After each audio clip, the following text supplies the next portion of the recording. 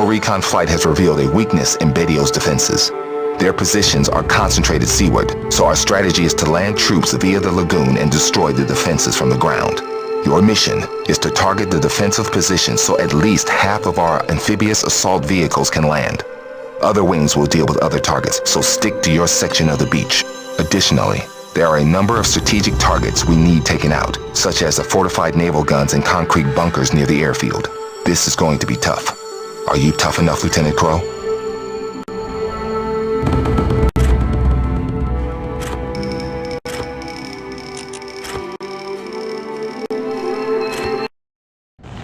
Listen up, people. This mission is the most important one we've been on in the last year, and I don't want anyone screwing it up. Watch your fire around the Marines, and careful when doing bombing runs. All fighters, take off immediately and head for the island. The reinforcements are expecting you shortly. Roger, sir. Moving to the target area. Get the lead out, boys. Those Marines are really up against it today.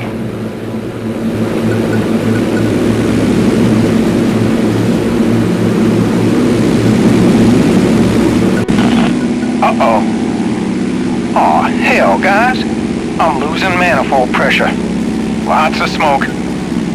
Looks like I've blown a gasket somewhere. Turning back. Damn it! Oh, okay, Tom. Can't be helped. Try not to crack her up on the way back. Roger that, sir. Good luck, boys.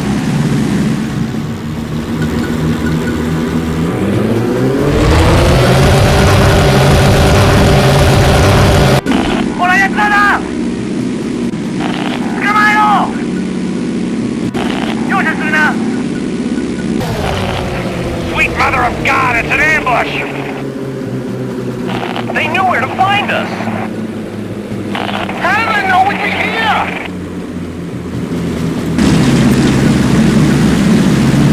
Break formation. Oh, look at that.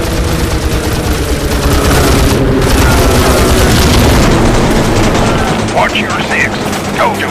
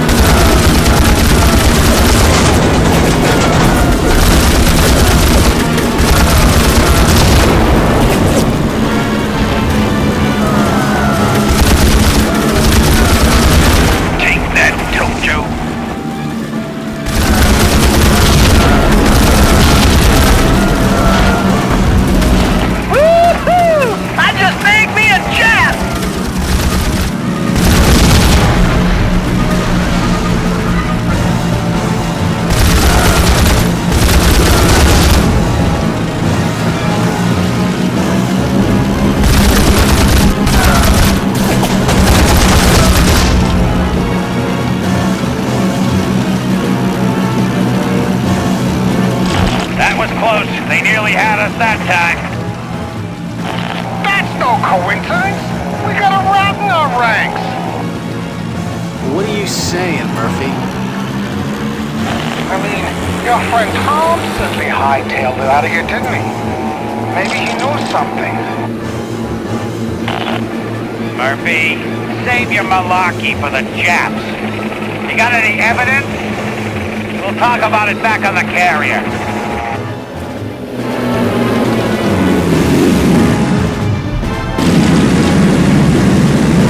Defend this position, men. We're defending this area. Those Marines are getting hammered. Take out the guns on the pier.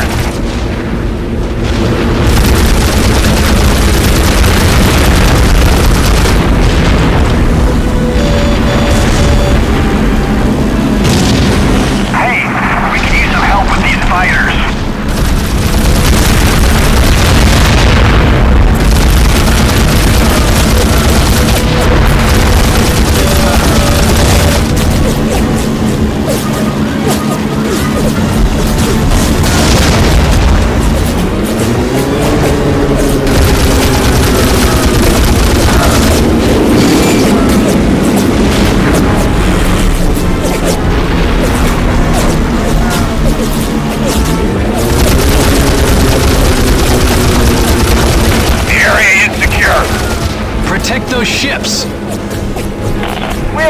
getting the shits. Hey, we need air support.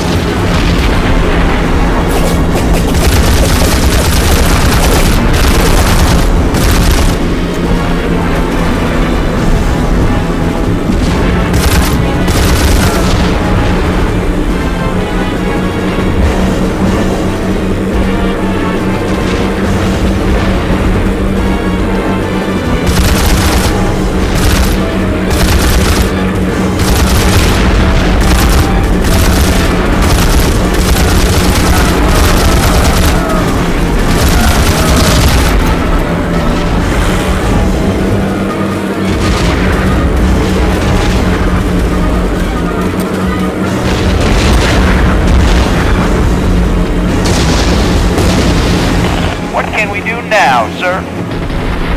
Protect those ships! We'll defend the ships.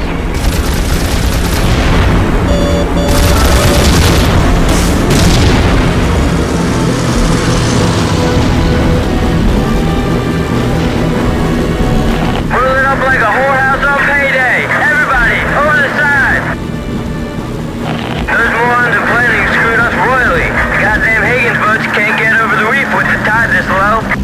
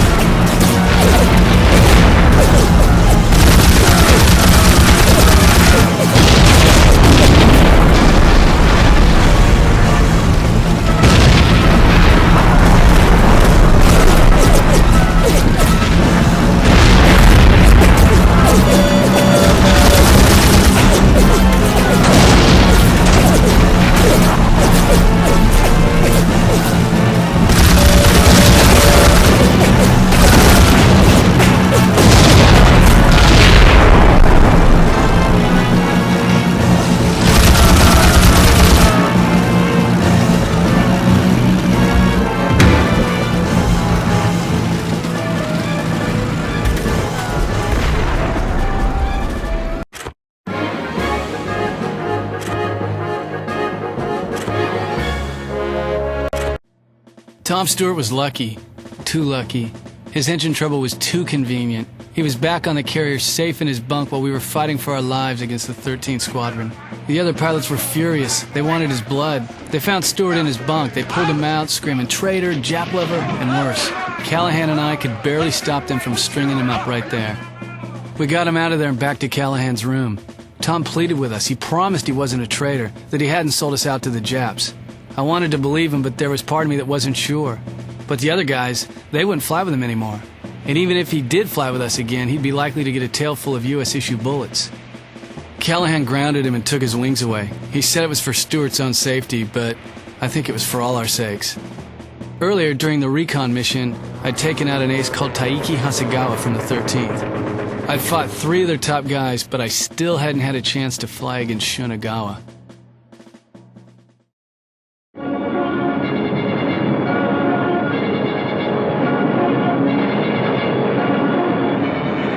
The Japanese commander at Betio Island had promised it would take 1,000,000 men 100 years to take Tarawa. Rear Admiral Shibasaki, the commander there, had spent years fortifying the island. He'd put in new layered defenses that gave mutual support.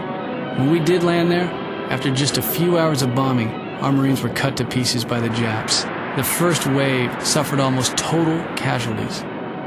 Eventually we took the island, but not before we lost 1,500 men. The Japs lost over 3 times that many.